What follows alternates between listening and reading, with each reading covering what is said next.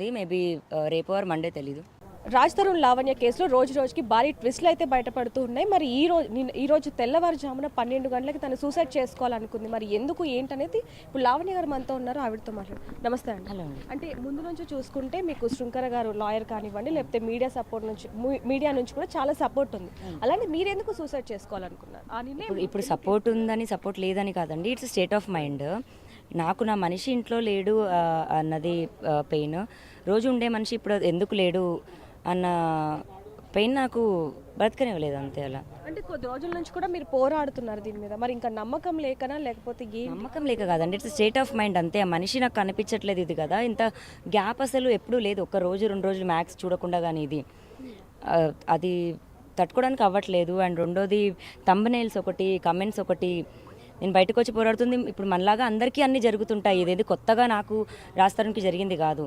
కాకపోతే ఫైట్ చేస్తున్నాను నేను. అది పాజిటివ్గా వెళ్ళకుండా మన నెగిటివ్గా వెళ్తుందో లేకపోతే అర్థం కావట్లేదో మనుషులకి, నాకు అర్థం అవ్వట్లేదు. గుచ్చి అటు తిప్పి ఇటు తిప్పి ఇటు తిప్పి అటు తిప్పి. మరి జర్నలిజం అంటే ఇదేనేమో, కొత్తగా నాకు కూడా అర్థమవుతుంది. అంటే ఇప్పుడు థంబ్నెయిల్స్ వల్ల లేకపోతే ఎవరో వీడియో వల్ల మీరు ఎక్కువగా హర్ట్ అయ్యారు? హర్ట్ అవుతున్నానండి, బాధేస్తుంది కదా. మనిషిని నేను కూడా అందులో ఒక్కదాన్ని అయ్యాను. ఇప్పుడు మీరు ఇక్కడి నుంచి వెళ్ళిపోయాక కూడా నేను ఒక్కదాన్ని మనిషిని. ఆ ఫీలింగ్ బాగోదు కదా.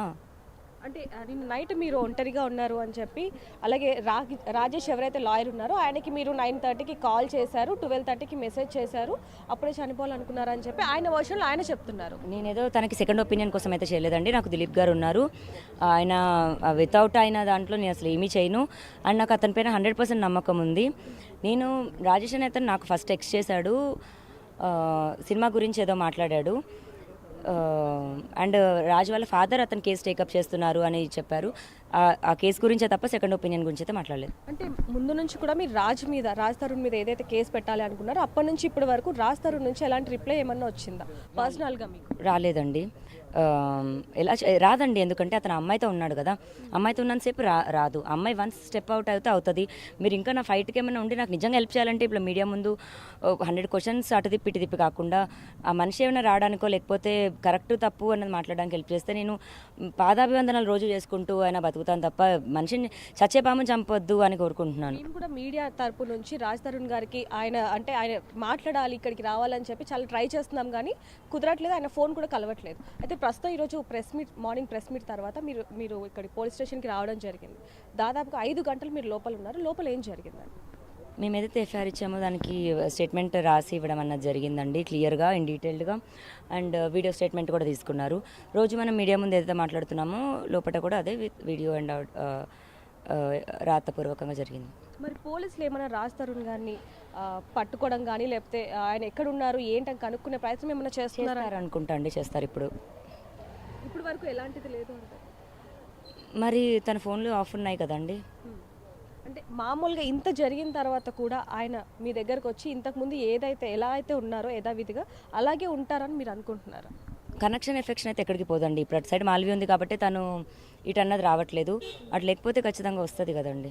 తను ఒకటే అడ్డు అంటారు? 100% అండి. లేకపోతే నేను ఆ పిల్ల మీద అంతేం పడి ఇదయ్యేదని కాదు. ఇప్పుడు ఈ రోజున కూడా అతను అమ్మాయితో హోటల్లోనే ఉన్నాడు. మరి ఆవిడ అడ్డు కాకపోతే ఎవరండి? లేకపోతే నా ఇంట్లో నాతో ఉండాల్సిన మనిషి. అంటే ఇప్పుడు మీరు అంతా ఏం కోరుకుంటున్నారు? మీరు నా హస్బెండ్ నాకు రావాలి, నా ఇంటి మనిషి నాకు రావాలి, అదే కోరుకుంటున్నాను. Thank you. ప్రస్తుతం తను పొద్దున్న నుంచి కూడా పోరాడుతున్నారు. అలాగే పొద్దున్న ఏదైతే సూసైడ్ చేసుకోవాలనుకున్నారో అదంతా కూడా కేవలం నేను ఒక్కదాన్నే ఉన్నాను, ఇంకా మళ్ళీ రాజ్ తరుణ్ నా దగ్గరికి రాడేమో అన్న ఒకే ఒక్క ప్రశ్నతో నేను అలా చేశానే తప్ప ఇంకా ఎలాంటి ఆలోచన కూడా లేదు. ఎప్పటికైనా సరే నేను రాజ్ తరుణ్తోనే ఉంటాను అని చెప్పి కూడా తను చెప్పడం జరుగుతుంది. ఎలాగైనా సరే తనకు న్యాయం జరగాలని కోరుకుందాం. కెమెరామ్యాన్ సూర్యతో రిపోర్టర్ దేవిక, హైదరాబాద్. మాకు నోటీస్ ప్రకారం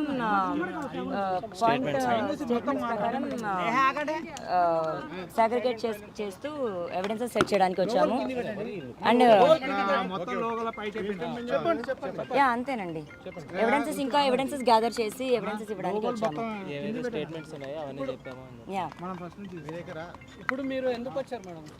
అదే అండి, స్టేట్మెంట్ ఇవ్వడానికి వచ్చాము. మొన్న ఇచ్చిన ఎఫ్ఐఆర్ అయిపోయిందండి.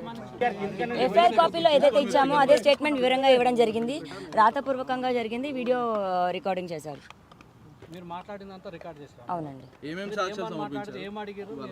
స్టేట్మెంట్కి సంబంధించినవి ఇంకొంచెం ఇన్ డీటెయిల్డ్ అండి, అన్ని టుగెదర్ గ్యాదర్ చేయాలి కదా. ఒక రోజులో 2 రోజుల్లో అవేది కాదు. అవన్నీ గ్యాదర్ చేసి కొన్ని ఇవ్వడం జరిగింది.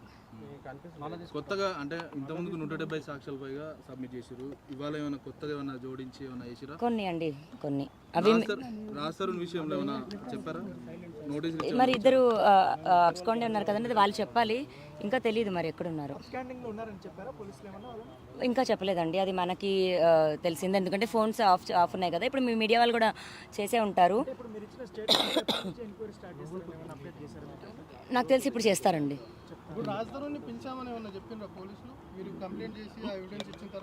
ఐ థింక్ ఒకసారి ఫోన్ చేసినట్టున్నారండి, ఫోన్ ఆఫ్ ఉన్నట్టుంది కదా. రాస్తారంతో పాటు మీరు మల్హోత్రా తర్వాత వాళ్ళ బ్రదర్ పైన ఎఫ్ఐఆర్ అయింది. అవును. వారి గురించి ఏం స్టేట్మెంట్ ఇచ్చారు? ఏదైతే జరిగిందో అదే ఇచ్చామండి. స్టేట్మెంట్ ఇచ్చారు. 4 అవును 4-5 ఏమని ఇచ్చారు అంటే ఏం జరిగిందో అదే ఇచ్చానండి. వాళ్ళు ఎలా పరిచయం, నేను ఎందుకు వాళ్ళని కాంటాక్ట్ అవ్వడం జరిగింది, కాంటాక్ట్ అయ్యాక వాళ్ళు నాకు ఎలా రెస్పాండ్ అయ్యారు, ఎలా నన్ను థ్రెట్ చేశారు, ఎలా వాళ్ళ వివాహేతర సంబంధం గురించి మాట్లాడారు, దాని గురించి నేను మాట్లాడింది, అవన్నీ డీటెయిల్డ్గా వివరించాను. 2-3 రోజులు మీకు ఎదురైన ఈ బెదిరింపులు కానీ ఈ ఒత్తిడి కానీ వీటిపైన గురించి మళ్ళీ రాస్తారా ఏమైనా?